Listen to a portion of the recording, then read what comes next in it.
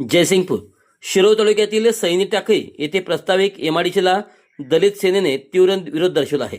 जयसिंगपूर येथील विक्रमसिंह कडांगणावर सुरू असलेल्या ठिय्या आंदोलनाला आज दलित सेनेने जाहीरपणे बोलला.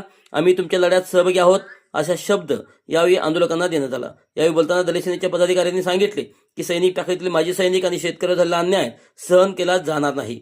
गावची गायरान जमीन आणि विकासासाठी राखीव असलेली जमीन बळजबरीने एमआयडीसीसाठी हस्तगत करण्याचा प्रयत्न होत आहे. याला आमचा कडाडून विरोध आहे. या प्रसंगी जिल्हाध्यक्ष श्रीकांत सिंगाई, जिल्हा उपाध्यक्ष आयुब पट्टेकरी, तालुका अध्यक्ष अंकुश कुंभार, तालुका उपाध्यक्ष अनिल कारंडे, शहराध्यक्ष राजू गाडीवडर आदी पदाधिकारी व कार्यकर्ते मोठ्या संख्येने उपस्थित होते. यावेळी दलित सेनेने प्रशासनाला इशारा दिला की जर येत्या काळात एमआयडीसी रद्द करण्याचा निर्णय झाला नाही तर दलित सेना रस्त्यावर उतरणार असून सैनिकांच्या पाठीशी खंबीरपणे उभी असल्याची त्यांनी यावेळी स्पष्ट केले आहे. श्रीकांत सिंगाई जिल्हाध्यक्ष, सेना जिल्हा उपाध्यक्ष आयुब पट्टेकरी. तर आता आम्ही यांना पाठिंबा दिलेला आहे की एमआयडीसीसाठी त्या आमदारांनी घाट घातलेला आहे. आमच्या सैनिकांनी मारहाण करून जे केल्यात त्याचा पहिला मी निषेध करतो. का तर सैनिक आहे म्हणून आम्ही घरात निवांत झोपतो काय, तर आमचं जीणं मुश्किल झालं असतं. आणि ज्या आमदारांनी जे घाट घातल्या ते शपथविधी घेतल्या की आम्ही तिथं एमआयडीसी करणार, त्यांच्या ती डोक्याचं कोण टाकावं तिने.